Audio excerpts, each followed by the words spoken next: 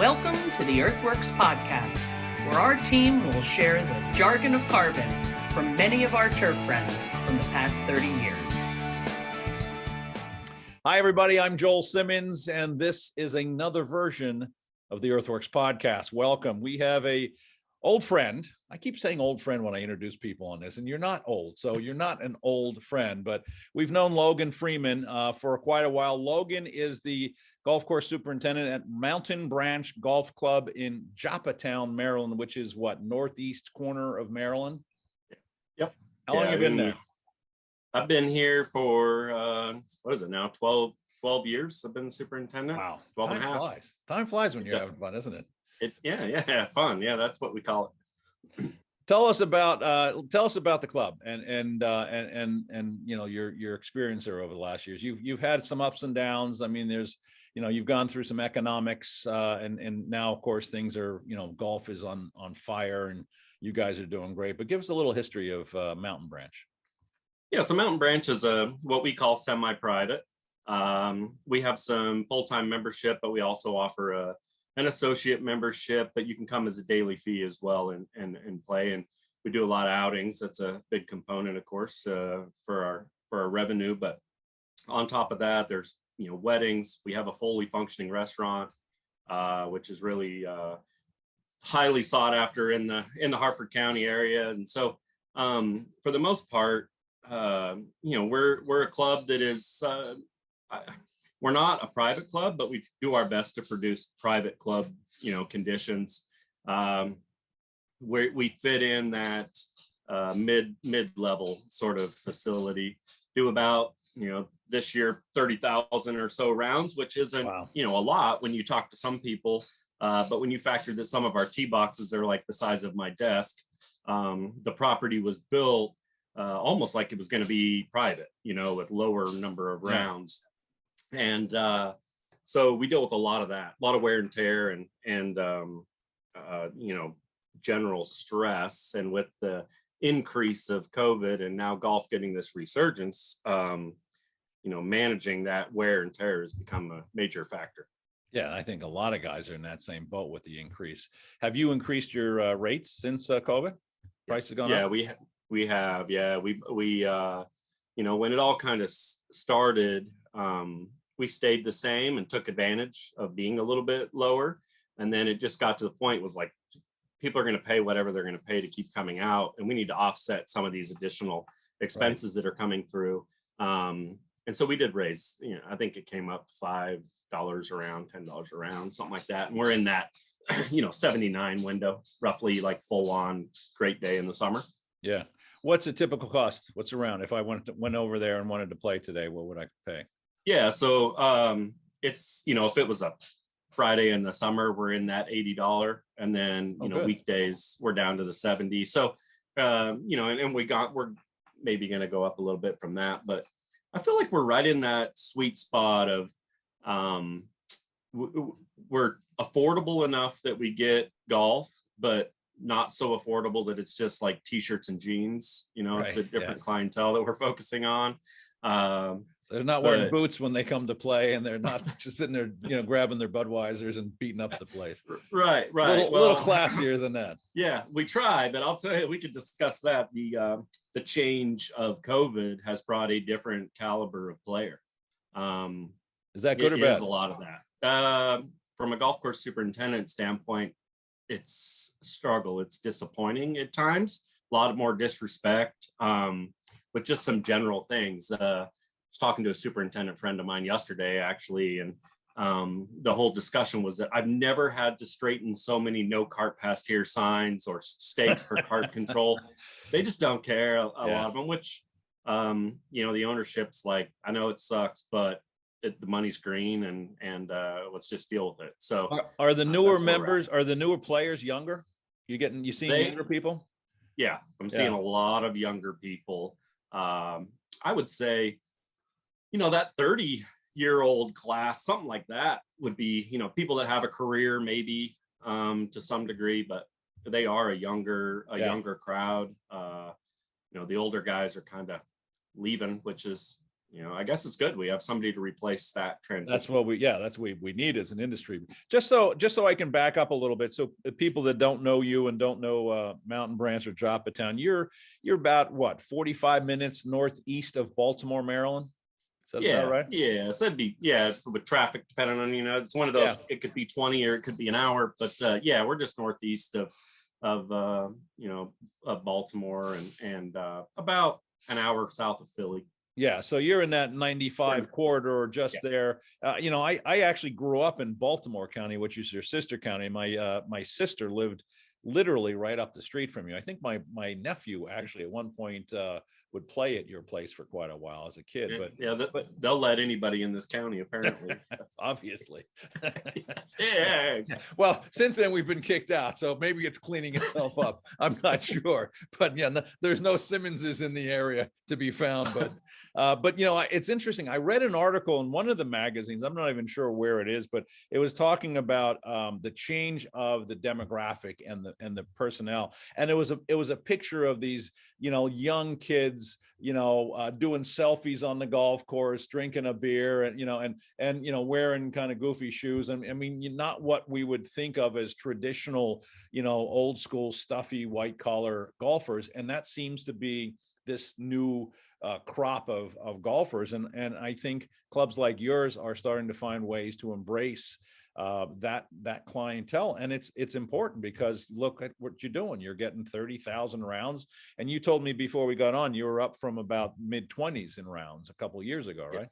So it's been very positive. The one thing you really notice with the new golfer is that there's music playing out of like every cart. Right.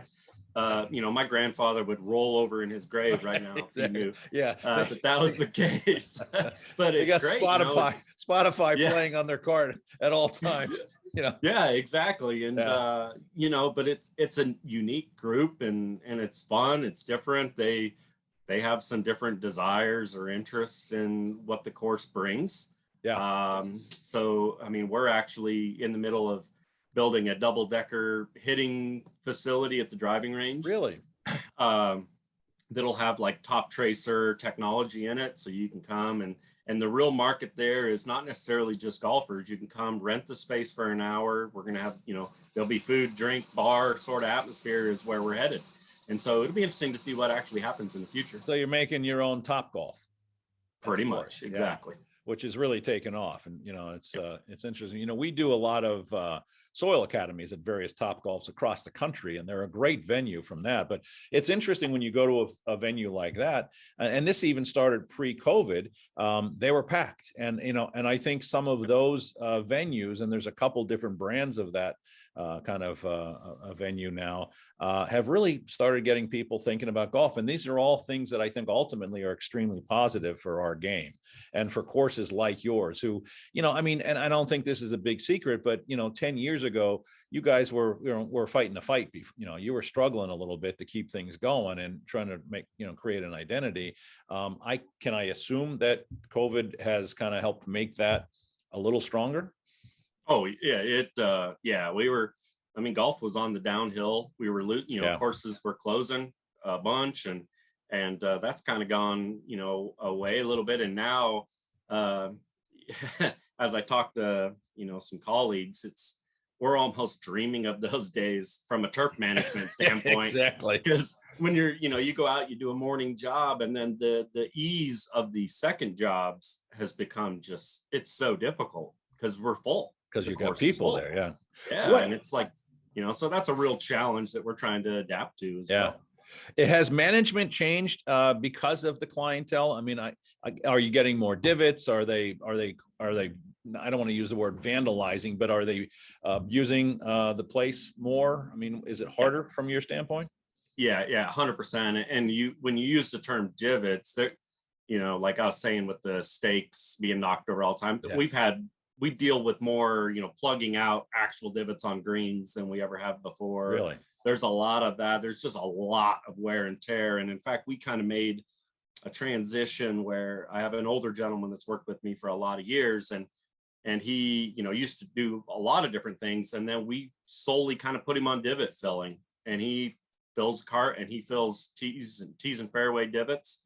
and it has made a huge difference. And, it's, can you find a guy that takes extreme, passion and pride, appreciate and pride in that. And I've been fortunate enough to find a gentleman. And wow, that's almost a sad state of affair, given the challenge of finding any employees, that you have to dedicate one guy to doing this. So he's literally doing that almost all day. He's literally does divots 3 to 4 days a week. That is what he does. All right, I'm coming up on retirement in the next 5 or 6, 7 years. Can I do that when I finish doing this and then get be able to play in the afternoon maybe and hang out? Yeah, that's a good. That's a better deal than like mowing or something. Yeah, exactly. That would be much more fun. Yeah. So that's what he does, and it's.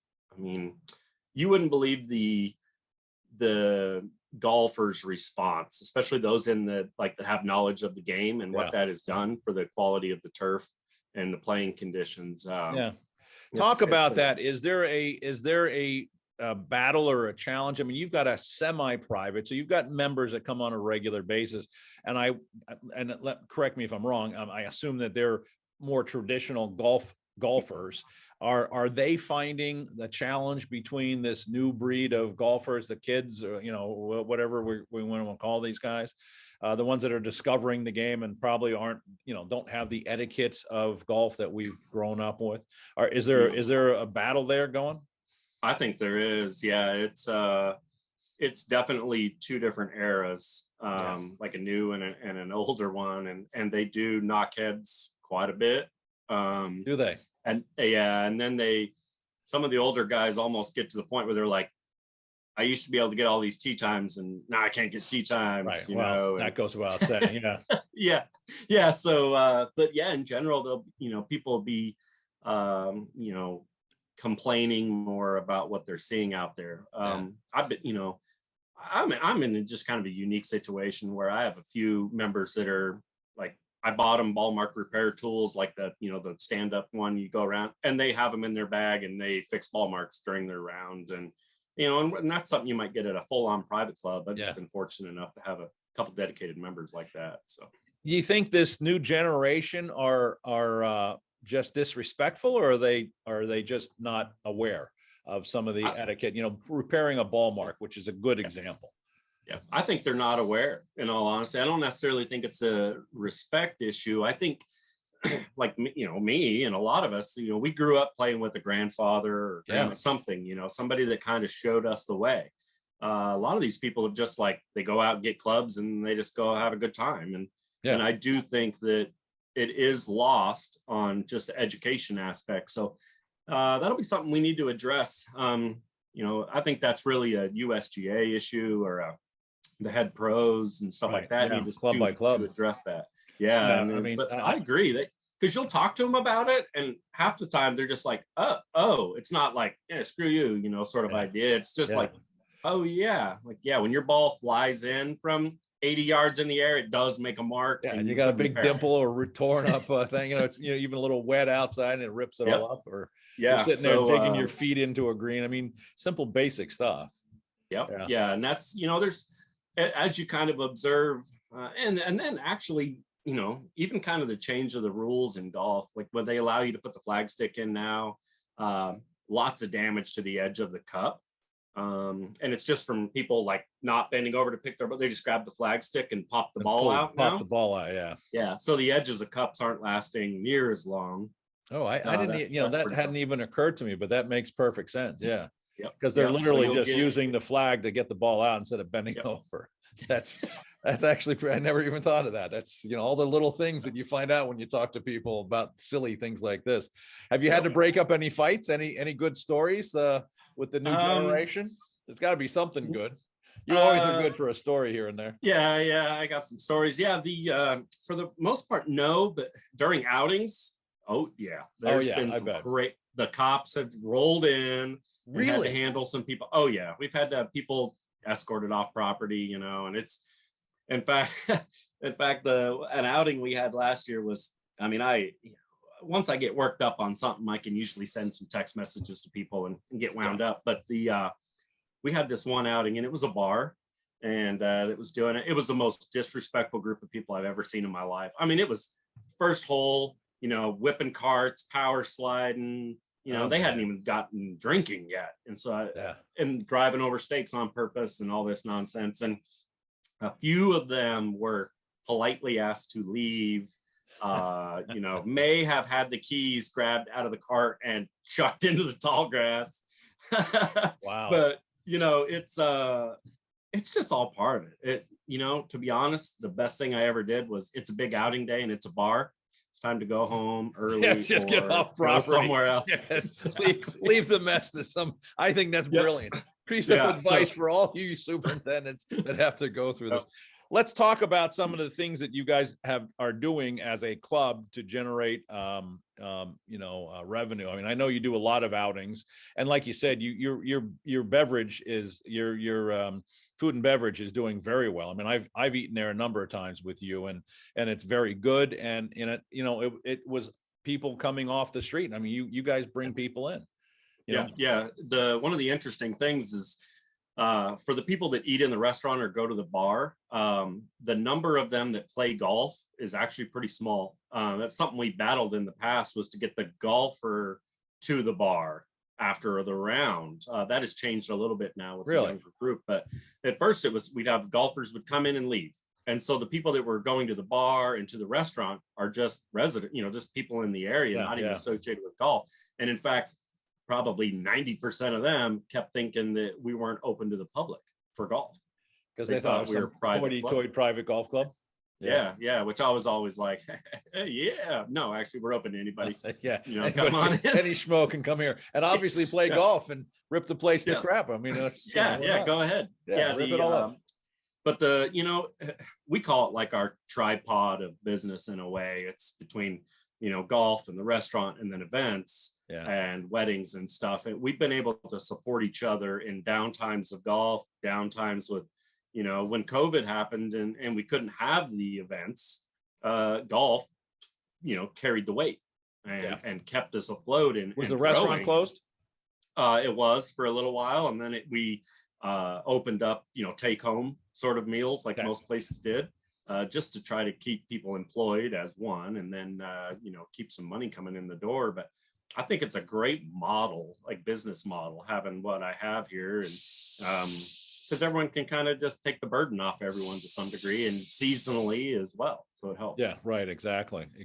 And you guys are doing, you're doing live music. You're doing what other things are you doing? I know you have music on the patio or wherever it is. Often. Yeah, so we have every Thursday, like in summer seasons, we have a deck party that's got big followings. We'll bring bands in and eat out, have events outside. We're renovating, doing the driving range, which will draw some people in, we hope. Yeah, I would think. For a little while, we did some music out on a stage out on the golf course down in some woods that we built, and as much little stuff like that, just that we can keep adding to it. It's been pretty beneficial. I mean, no doubt about that. And again, most of that clientele is non-golf. Correct. Right. Yeah. You're a single owner? Is that the yeah. So it's two brothers that own us. They own a bar downtown in the Baltimore area, and then they came up and jumped into golf for whatever reason. Hence the food and beverage background. Yes. So that makes sense. Exactly. I mean, think about it. And at least it's not a drag on your side of the thing, Right. While we're talking about this, because we talked about all these people doing stupid things, one of my favorite stories in golf, which we just talked about, and you've got to share this because it was one of the most mind-blowing experiences that I've gone through in 30 some years of doing this. But I'll preface this, but you had an incident with a gentleman that I knew a bit, who was in the industry as a commercial guy. And I don't think I had even met you personally. I knew who you were, and we had been doing some businesses, with EarthWorks. But I got a call from your golf pro, and I'm thinking, why is the golf pro? Why would a golf pro call me? I mean, I'm thinking, and he calls me up and he says, "Hey, do you know this guy so and so?" And I'm like, "Well, yeah, I kind of do." And then he went on to tell me the story that I'll let you tell, but this is one of my favorite stories. And I'm like, I'm mortified by the whole thing. And then it just goes on, but this is the kind of thing that happened at Mountain Branch. But tell the story. I think it's a great one. Yeah. So, Mountain Branch has a history of just being in the middle of some crazy stuff. But, when I took over, and as I recall, this was So this would have been 2010, 11, 12, something like that. I had just taken over, and course conditions suffered for many years before I came in, and they suffered for a few years after as well until we got things lined up. But yeah, just had some random guy try to bring me some product and wanted to get me in the door with the stuff. And yeah, come on, okay, whatever. And I mean, I vividly remember where I was on the golf course when he called me the first time, and I was like, I'm out doing something, I can't get back, and oh, I'll leave it here, and oh, that's cool, okay. And like later on that day, I think he texted me, let me know that somebody in his family was getting married at Mountain Branch.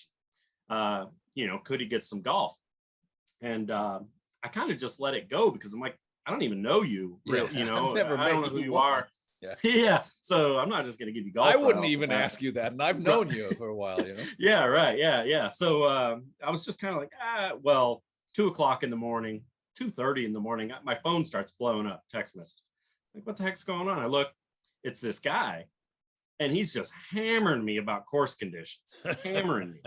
And it ends up going to the line of, your tees aren't even fit for rugby. Right. Was one of his good lines. And that was like, one of my favorite. Yeah. I don't even know what that means. Like, but...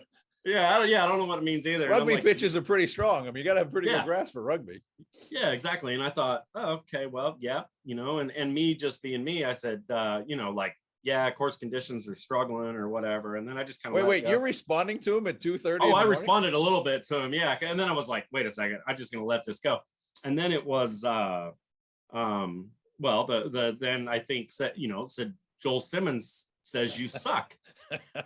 And I'm just like, wait a second, I don't know Joel, but I know Joel. Like, yeah, exactly. I know of him. We hadn't even met yet. Yeah, we hadn't met. And I'm just like, what the? And then it went on to, he recommended that this is my favorite idea here. He recommended that I fire myself, hire my replacement, and then he would pay for me to go to school so I could learn how to grow grass. Oh, this is his 2:30 in the morning text? Yeah, this is 2:30 in the morning stuff. And I'm just like, drunken text. And I thought, man, this guy's brilliant because I can't grow grass, but yet he wants me to hire my replacement. Right, exactly. So I just couldn't believe it. I was just like, and so I called, good friend of mine, that sells, our sales rep, yep, in the field. Yeah, sales rep. So call him up, and I'm like, what? Look at this. Well, he's like mind blown. He couldn't believe all this that had happened or whatever.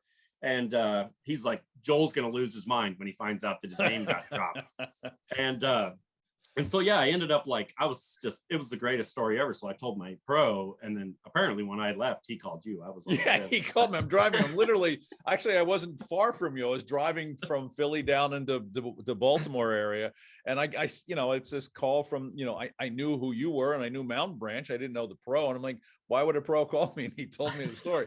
And he goes, do you know this guy? I mean, this guy worked for you? I'm like, no, this guy, obviously he's a little loose in the head there, but it's a great story. And I was a bit taken back by it. And again, the fact that I hadn't known you, and at that point I hadn't told anybody that you suck, but it took years later on. That took years for me to get to that, but it was such a shocker, kick in the back of the head, kind of like, what is this? I mean, who does that kind of stuff? First of all, who asks a superintendent who we just met once to say, hey, can I bring the whole wedding party out and play free golf tomorrow? No, you can't. That's not what we're here for. And I don't even know who you are. Anyway, that's pretty funny. Let's talk about, your property is what a lot of folks would call pretty low budget. And I think a lot of guys that listen to the podcast probably have significantly larger budgets than you do, but you have done, and you would already broach this, but when you got there, you kind of you came into a rough environment, and not a strong budget.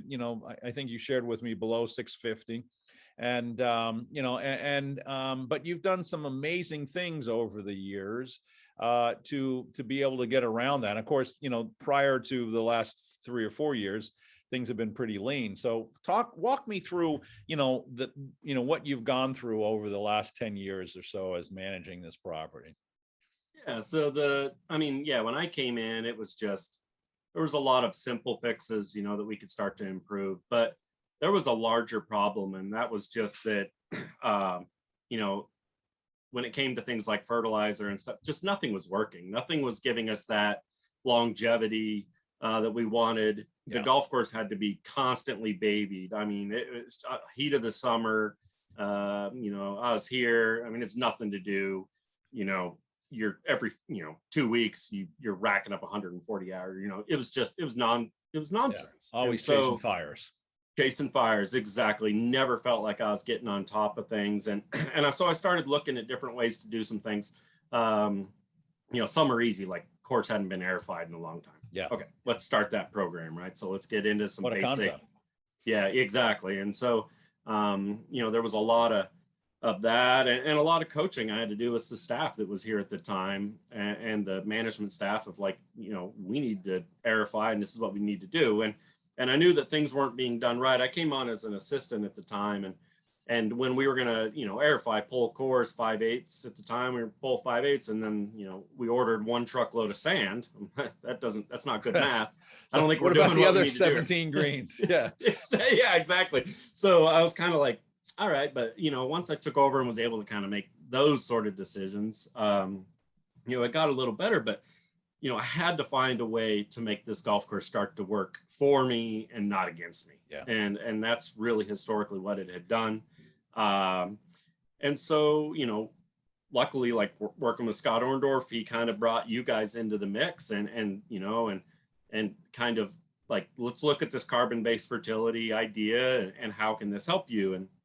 And so I monkeyed around with a couple of products before EarthWorks that were kind of carbon-based, you know, idea. And, or I was told they were like carbon-based. And then when you put them out and 8 months later, you look later and they're in the thatch. It's like, how is this beneficial? It's not breaking down at all. Yeah, it's not breaking down at all. So I'm like, all right. And then to be honest, I got C3 when that came out and I put C3 down on my fairways. The second application, it was like a light bulb came on for me and a light bulb came on for this golf course. It showed that there was a key component missing and that was carbon. And then that's where we've gone from there every year since. In all honesty, the only time I've ever used the word suck in reference to you is your soils, because your soil sucks. When you first got there, I remember this vividly, working with you and going through that first battery of soil tests and saying, wow, man, you got a challenge here. I mean, you needed some calcium, you needed a whole lot of stuff. And, you know, anytime you put down a carbon-based product and you see that kind of reaction, it tells you that your soil biology is really just not, you know, getting fed. It's not active there. I mean, normally we don't want to see. I remember that one of the first calls from you was C3 came in and you got this, you know, big boom. And I'm like, well, that's not necessarily a good thing. I mean, it's good that you saw a reaction, but it does show us that, you know, your soil is in such, you know, it was so hungry and so in need of something that, you know, you started to kind of really become a student of this. And make some changes. I mean, do you remember any of the other specific changes? I mean, I know we did a lot of soil testing in the first, and certainly in the beginning years. Yeah. So early on, you know, the getting real aggressive with the calcium applications. Yeah. You had a lot of magnesium in the soil. It was tight. It was compacted. It was ugly. Oh yeah. If you dug an irrigation hole, you couldn't get the crap off your boots. You couldn't get it off the shelf, right? So, by the way, I think you were in an irrigation hole at the time when that guy came by and he was trying to sell you something. I think that story was that you were in a hole somewhere and you just didn't want to get out of that hole. Yeah. I remember being on hole 15, so I could have very well been in the irrigation. Yeah, but I remember you telling me stories of that, you know, how tight it was and sticky, and that tells us immediately you got high magnesium, low calcium, or at least high magnesium. And I think, you know, we went and really talked a lot about high calcium lime. Yep. And that's what we did. And we, are you still doing that? Yeah. So I still will do the liming, not to that extent, right. but there will be some, especially on tee boxes. Like there's some sort of lime going down a little bit, you know, every year with so the rugby players can be happy, right? Yeah, we don't want them twisting ankles. Right, exactly. So or when they fall down, no concussions on that hard band. How would you describe, I mean, from when you got there 12 years ago to where your soils are now physically, how would you describe that? I would think, you know, physically, I think there's less, I don't know if I would say they're less sticky. Like maybe when I'm digging a hole, it's kind of feels the same. but its response, the way that, water's kind of accepted, those better. sorts of things. Yeah, those things, they just seem more alive and not, sealed off is kind of a weird, bad term, but that's how it just seemed. I mean, I've talked with some folks about just like soils in general, and we'll have a conversation of like, oh, the nutrient wise, the soil is fine.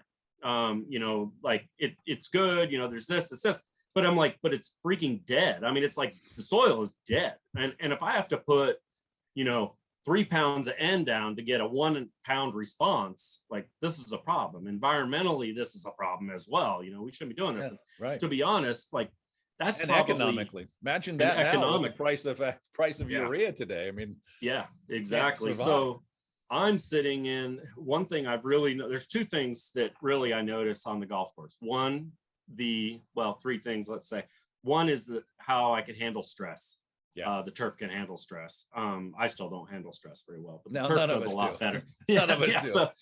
So, drinking helps, but not for long. Yes, yes, exactly. So the turf handles heat stress, drought stress so much better. Which in this business, what that allows me is to have more family time, less like, oh my greens are going to check out, my tees, my fairways going to check out. I know that they are going to get me a lot farther. The recovery from damage. So mountain branch loses grass most, in the mid-Atlantic, we lose grass most of it. But there's a lot of PO out here. It will check out, and the conditions are right. But one thing we've noticed is it used to go from 4 months of being garbage to 1 month. Like we last longer into the summer. Yeah, we go deeper, and now it might be end of July and we're a little rough in August, but September, we just come right back. Yeah. And I fully attribute that to the carbon-based program. The other thing and to this soil balancing. I mean, you did a lot of that. I mean, that took years, and it's still an ongoing process. So it's a program. It's a process. It is, and it's something you have to stick with. But and the other thing is my inputs have gone way down. Yeah, I need to talk to you about that, by the way. I got some bills to pay here, what that's allowed is me to spend less money on urea products, and more on, some other nice carbon products. But let's talk about that. I mean, you're on a fairly low budget. I mean, most guys, the general concept is, oh, I can't afford carbon-based fertilizer because I'm only $650,000. And in fact, certainly the most enjoyable experiences we have is working with guys on lower budgets like you that discover this actually makes their budgets better. But how did that kick in for you? I mean, you had, when you first started looking at this, before you knew anything about what carbon-based fertilizers were, and obviously you listen to a bunch of crazy salesmen that want to sell you a bag of chicken poop. I mean, I can only imagine from your side of the desk, this has got to sound nuts to people, Yeah, it does. It does. I'm like, okay, because to be honest, I'm like not an organic person. Yes, I know. In fact, it's good. Like, right. So I'm like, So, but if it's like, if something is, sold to me as organic, I'm just always like, like, I don't believe that sort of, a lot of stuff. But when it comes to this, I was at the point where I was like, I got to, I need to do something. This just isn't working. And then it's all about what you see with your own eyes and how it handles stress, and the words of other superintendents or turf managers in general that say, I've been doing this and this is what I'm seeing. I don't care what the, people tell you or you hear, this is what I'm actually seeing. And for me, it was just big time, started showing up. And with the small budget, man, if your golf course isn't helping you in some way or another, you're in trouble. Yeah. Okay, you got a staff of 7-8 guys. Well, you can have 2 of them on a hose all day. Like, that just kills you. Not in that budget.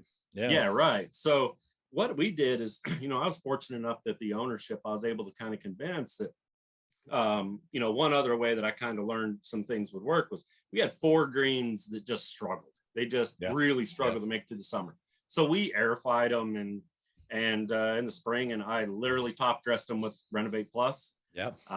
And they became in that season our 4 best greens. Yeah.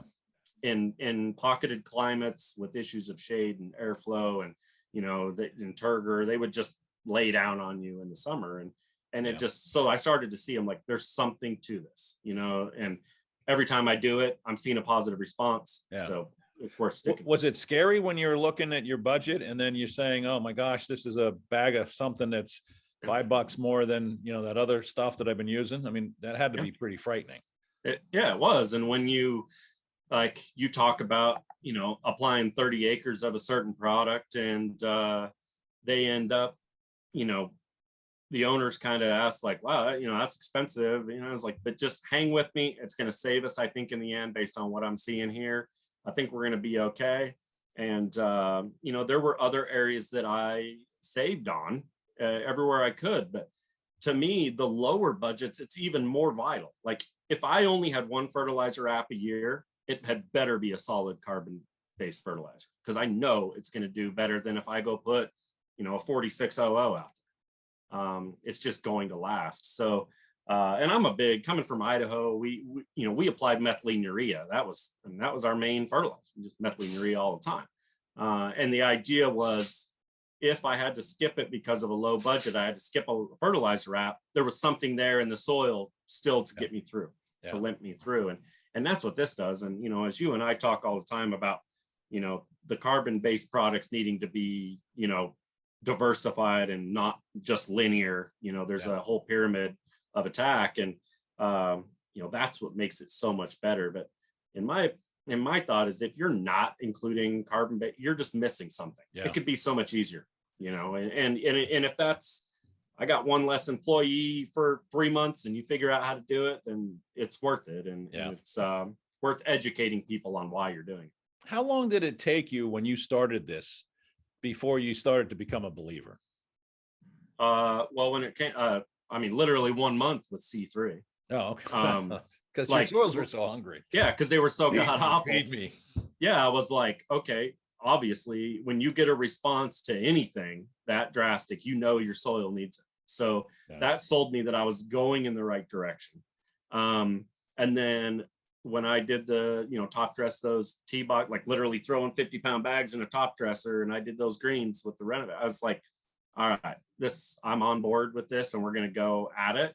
And, we did. It was things like, getting good mineral products in there, the thinking about the calcium and really applying it, and getting, the soil tests to come into the line that we wanted, but just doing that biological soil management ideas really each year. And then say I've been doing it 2 years, 3 years, 2 years maybe, and I started comparing how much nitrogen I had put out each year.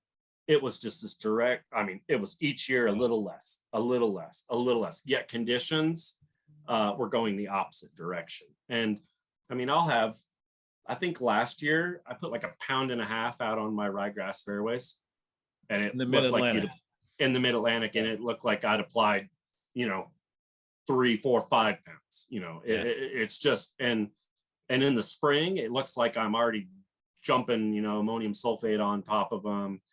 Historically, I'm awake 2 weeks before everybody else in the area. The turf just comes to life, and it just sold me 100%. You just sent out a tweet on that, and that's one that gets me into trouble all the time. But that dormant feed application, and if you don't mind me quoting you, but I loved it, and we retweeted it, and we've shared it with a lot of people. And I've been saying this for years, but it was a picture of a dormant feed. I guess you put down November. Yep. A carbon-based dormant feed, and then you came out. And the picture was taken a week ago, 2 weeks ago?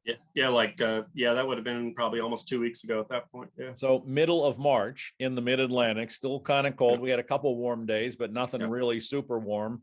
And you wrote in there, they don't know nothing. It's about. I mean, and one of the battles that I've had since the day I started this business was, people saying, "Oh, well, organics won't work because it won't work until June when they, kick in." And a lot of academics and consultants in particular, it just blows my mind that they'll tell superintendents that, yeah, if you use it, it's not going to work until June, then it's going to all kick out at one time. And, my response to that has always been, if that was the case, I'd be selling shoes in the mall. I mean, I would be out of business, because what superintendent is stupid enough to buy the second bag if it doesn't work until June, and then when it works, it kicks out and everything goes to disease? I mean, it just blows my mind. And when you sent that out, I just got it. That's when I said, I've been bugging you for a while to get on here, but I said, dude, I got to get you on here because that's such a great, and I don't know that came from me. I hope it didn't come from me. I'm hoping that you found that organically, no pun intended. Yeah. Yeah, but you've been seeing that. You've been dormant feeding for years, and you've been seeing, what you're doing is you're warming up a cold soil and you're providing energy to that soil. So microbiology is actually there. So when that food is there and they can start eating, they're going to start eating. And I remember my home lawn, I was always the last guy to go dormant and the first guy to come out of dormancy. And I didn't do anything but put down a couple of bags of chicken poop. And it was, and all my neighbors that had all the fancy lawn care services, well, what are you doing? I just put down some chicken poop. I mean, it's really pretty simple. But so and you've been seeing that for a while, I assume. Yeah. It is the single-handedly the most important application I put down every year. Yeah. And I try to pin it, in Maryland, we can't apply really after November 15th. So I try to pin it as close to that as I can.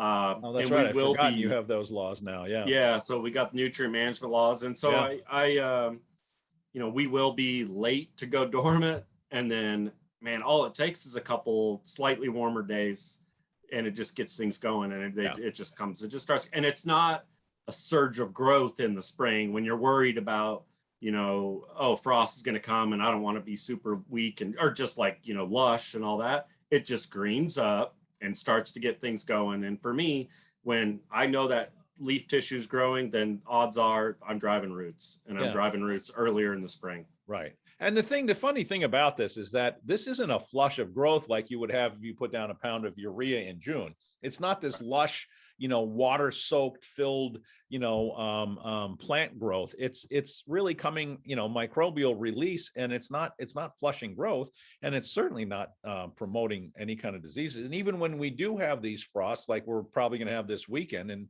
both of our areas, we're not going to lose everything because, there's got this plant that's just overstimulated from salt fertilizer. So it's been a battle that I've battled for a long time. How do you react when you go to a seminar and you hear an academic saying this? I mean, basically, isn't he saying to you that, you're stupid?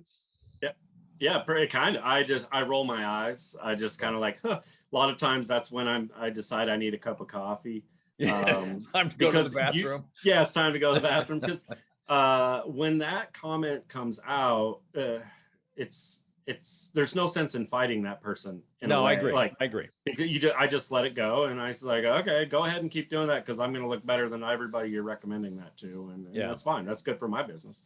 But the idea of and the thought, like as you say, it won't come out until June, and then you're just gonna be baling hay, and like I apply carbon-based fertilizer in June, July, because it's slow feed. Even then, and I think that to some degree, like you have to be intelligent as a turf manager to some degree as well. So if if you're worried about, organic, you got this you're going to have mineralization and it's going to kick off in June, July, and you're just going to have don't apply in June, July, and use the biology as your friend to feed you through the summer months, and then hit it again when you're ready for recovery end of September or whatever. But, what I've found for this too is in the spring, say the weather's poor, it's wet, I can't get out there, I'll have green turf, but I have something there feeding folk, I don't have to get out to get that response. And it just gives you that flexibility, which is so key in what we do, because Mother Nature is always trying to give you the shaft. Yeah, she doesn't. She's not always nice. No, she's not nice. And a perfect example is, we aerify greens. And so on Monday, well, I moved it to the, late in March because the weather should be good. I should have kept it the first week of March. Yeah. Because we're going to be airifying on Monday when it's feels like 10 degrees with the wind. And it's going to be 20 degrees at night. Yeah. Yeah, exactly. Good luck with that, my friend. Have fun with that. Yeah. Come on, biology. Yeah. I hope it you keeps can't us win, warm. You could have thrown a dartboard, a dart at the calendar, and you would have picked the wrong one regardless of what happened. Yeah, exactly. So, it's been fun. But like that whole, they don't know nothing sort of idea that just it's just they're sat out there still. Yeah. And as we know, there's a difference in carbon-based fertility products. Right, of course. Not all are the same.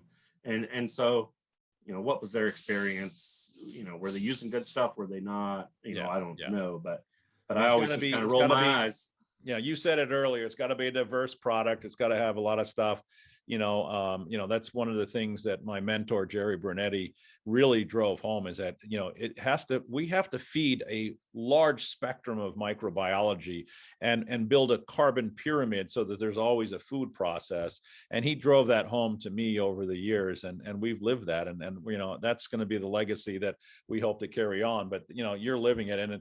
And as I'm listening to you, I'm feeling a little, timid and thinking that I've paid you off to have all this conversation, and you and I haven't really talked in quite a while, to be honest with you. Not like this, at any rate. I'm really quite impressed, but hopefully nobody's thinking that I've paid you off. And tell people that I haven't paid you off. No, you haven't paid me off. I haven't even given you a Yeti, for God's sake. Right, I know. And this picture behind me, I see that. You didn't make me put that up. That's been in my office for 9 years probably. For those of you who are listening, and I didn't realize this until after we were in, and this was a running joke from years ago, but we were at a seminar somewhere, and I had a picture of a tote of C3, and Logan took it and framed it and put it on his wall. And one time I came in, I'm like, really? Did you just put that up because you knew I was coming? He goes, no, it's there. It's there. It's there. And the two jokes are that's never had C3 in it, because it's white. Exactly. But the other thing is when salesmen come into my office, they know where my allegiance is. Oh, that's a good move. I like that. I hadn't even thought of that. So I'm kind of, and it's been funny. And one of the guys that comes in, he's a very good friend of mine. He sells some organic stuff, but some carbon-based things. But he's like, every time he'll go, I got this. Well, I know what you like, but I let him do his thing. And it's just a joke that I put up, that I have up there. But it's, to be honest though, man, I owe a lot of my career to this process and to this product, to some degree. I mean, I'm maybe the only guy that's, and I'm a low budget, and I'll drop, 1.5 totes of C3 on property. I mean, that's impressive, and to me anyway, because it takes guts to be able to kind of break the norm and change the pattern. I mean, and you and I have gone through a lot of stuff. I mean, you had some years there that were pretty tough. I mean, I remember, talking to you off a cliff a couple of times and, wondering if you're going to still be working there the next day. And, it was just I mean, Mid-Atlantic, I mean, for those guys that don't know the Mid-Atlantic, it's the worst place in the world to grow grass, because you're growing cool season grasses in a climate that really doesn't want cool season grasses. And 3 months of the year is just hell.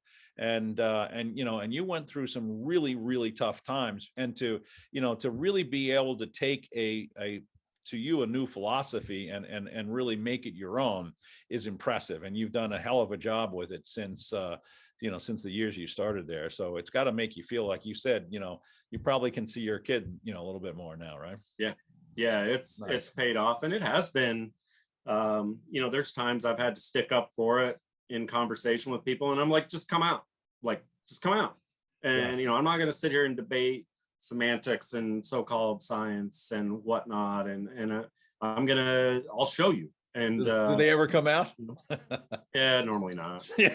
What about the owners? Did you ever have to battle the owner on, hey, why are you spending this much for that? Although ultimately you have cut your budget and leaned it out. But I mean, was there ever a battle between what you were doing philosophically with the owner? Yeah, at first a little bit. The good thing is when they came in, they wanted to do some improvements. Mm-hmm. They didn't know anything about golf at all. Admittedly, that's probably good. Yeah. And so they looked to me, luckily, for that knowledge and the expertise or whatever. And, but there was some large chunks of, invoices they're like, holy cow, that's a lot. I'm like, I know, but just it's important. And I have, always saved where else I could. We don't do a lot of crazy things. We always run a small, but small staff. But Staff is 5 people, 6 people. Yeah, so we're like, I'll have 5 full-time and maybe 3 part-time in the summer if I'm and you have to make sacrifices. This business is a job of sacrifices, and the way this industry is going, those days aren't going away. You can't find staff. You just can't. We've talked a lot about that here. Yeah, and so you got to find ways to help yourself. And okay, you still might have that budget, especially golf's good. Now's the perfect time to do these sorts of projects. Yeah. And make some stuff. You have been fairly active on social media certainly in the last few years. Have you found that beneficial? Yeah. Or have you gotten in trouble? Like that last tweet that I just referenced. Yeah, you get a lot of crap from that. Yeah. I've gotten in trouble on a few things, but I just like to share kind of the experience and what I'm seeing. And if somebody's on the, kind of on the fence or looking for more stuff, they can, reach out and you always know you've said something that people kind of like when you get a lot more follows, which I'm not about who follows me or how many, but when you see people following you, it's like, all right, maybe we're doing the right thing here. We're helping people. And there's like a group of us. I feel like we're all kind of hiding and afraid to say that we're carbon-based, I know the feeling. I've been doing that for 30 some years. Yeah, exactly. Don't hit me. Yeah, exactly. I thought it was just because people didn't like you, but apparently not. Well, there's truth about that too, of course. Okay. That's why I sit here alone all the time, Yeah. It's interesting because, and you and I have had this conversation, but when we started this thing, I mean, we were called literally every name in the book. I mean, snake oil salesman was probably the nicest thing that they called us. And now you go to a trade show and everybody, including the biggest, synthetic fertilizer company, what are they promoting? The big word is carbon. And there's a difference between carbon and organic. And, we've never been, and you've said this just now, but it's not about being organic. It's about doing the right things for the soil and making things happen. But there's an awful lot of folks that are, making this carbon word try to, get legs for them. And a lot of times it's nothing more than a humic acid or what they call a humic acids. And often they're not even really, and they're not technically humic acids, they're humic substances. And a lot of companies are just putting that in and making this, now they can say they're carbon based. And it shocks me over the 30 years that I've been doing this, having come from, the scum of the earth to, now everybody in the country is using, every commercial company is using. And I've said this at academies, there's probably not a golf course superintendent in the country that doesn't have something in their shop that has some carbon in it, be it a humic substance or a kelp meal or a sugar or molasses. It could be anything. I mean, again, not quite diversified, not doing it at the level you have. You've become quite the student of what this is that we've been talking about. And obviously it's paying off. And the place is, you're not pulling your hair out like you used to. I mean, like I said, you and I have talked a lot of times when you were like, I wasn't sure we were going to talk again. It was really kind of disappointing, but it's about getting through it all and finding that sweet spot. And it sounds like you've done it, man. Yeah, that's where I feel like in the last several years, the property is just so much easier to manage. Much easier. We still have those moments, that you're going to get in the Mid-Atlantic. But, I've talked this probably with a lot of friends, a lot of guys out in Idaho, superintendents out there, like, you got to start doing this, because if I knew what I know now in Idaho, it would have been the greatest thing ever. Not the Mid-Atlantic. Well, no, Kevin Hicks, our agronomist out that way is, Idaho. He's preaching the story. So people are starting to hear, and Kevin is now becoming Paul Harvey, and he's got quite a following on Twitter as well. So it's getting across. It's interesting seeing how things are changing. And now with the price of urea, we're price point comparable, if not even better, and certainly we can provide sustainability. So it's been kind of crazy. Have you been able to take vacations with your lovely family now? I still don't take them much in the summer, but we do go around. In fact, we are going out to Idaho end of April there you go. For like a week, and normally I would be locked down to the golf course attached. Now I have a phenomenal staff and a Yeah, great you've done a good job of providing. I've been very blessed with finding some good folks, Yeah. and that makes a big difference as well. But yeah, just that flexibility, or that 2 o'clock, we go home, and I preach this to all my staff, that homework, or balance, so to speak, that we're growing grass, but it's also not, we're not fixing brains here. Yeah. Like, let's step back, and we can have both, and just finding ways to do that. But and then, as my wife says, I'm involved in a bunch of other groups too, of stuff that I do, and I help form a group that's more in the equine, like in the horse side, turfgrass. So we're working on that. And you have a life? What do you mean you have a life? You get to do things right out of the office? So I can do things. I know, it's crazy, and I just love to go fishing and do all that. And well, you're from Idaho, of course you do. You were born with a fishing rod in your hand, weren't you?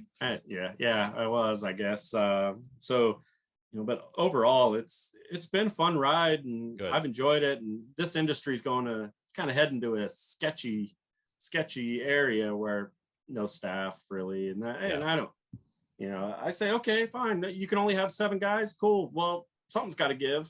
Yeah, we're not raking bunkers. Figure out what it is, right? Yeah, exactly. Yeah. And so I feel sorry for those guys at the big private clubs that the membership really has some expectations. So there's going to be a lot of education coming in the next few years. Yeah, I think we're all in for some changes, and who knows how long this labor supply is going to last. But I don't think we're ever going to see it like it was years ago. And and the other good thing, and you do this well, is your guys aren't working 120 hours anymore. And that's important, because that's just, that's not sustainable. So no, you can't do that anymore. Yeah. I hate to tell you this, my friend, but as I promised you, this would go really, really fast, and it has. And you've made me laugh and made me remember some silly things. And you really have become a student of this. So I don't think this was anything to do with me, but I think you've discovered a lot of this stuff on your own, and it's something that I would encourage you to keep sharing, because this is how guys get to spend time with their family. That's really what it's all about. So yeah, there's no doubt about that. And I want to say thanks to you and to Jack and just for sharing the knowledge. Yeah, it's been a lot of fun, and once you go down that rabbit hole, man, it's deep, and it smells, and it's awesome, and the grass is green, though, isn't it? Yeah, it's a good smell. So you're lucky that this is over Zoom. If it was in person, I do smell like chicken poop now. Because you've been playing it right now. Perfect. Yeah, Perfect. I was applying it on fairways, because it was like, all right, let's get going. Let's do this, and start to put a little tickle of stuff out. Yeah. And so now I smell. Go walk up to that bar of yours and hang out there before you change. see what kind of comments you get. It's always fun to see people going like this, like, what is that? Yeah. Well, I did one time spread fertilizer, and then went to the chiropractor. Yeah. I may have gotten a nickname after that. They were like, whoa, what is that smell? Yeah. There was I don't remember even who it was, but somebody recently tweeted out something that said, hey, I got to apologize for everybody at the bar or at the gym, because I didn't have a spare change of clothes, and I went from applying 822 on the fairways to the gym, and it was rather funny, and we got a lot of feedback from it. Anyway, hey, thank you, Logan, very much. I wish you the best of luck this season. I'm sure you'll have a good one. Have fun on your vacation coming up here, and next time I'm flying down 95, I'm going to come in and have a beer with you, as long as you change your clothes. And that sounds good. I'll bring an extra pair that day. Perfect. Thank you. And thank you, everybody, for listening to the EarthWorks podcast. Please subscribe, because you'll be informed of some fun conversations that we're all having with guys out there in the industry, and maybe you will even learn something. So once again, Logan, thank you very much. I appreciate all your support over the years, and give my best to everybody at the club.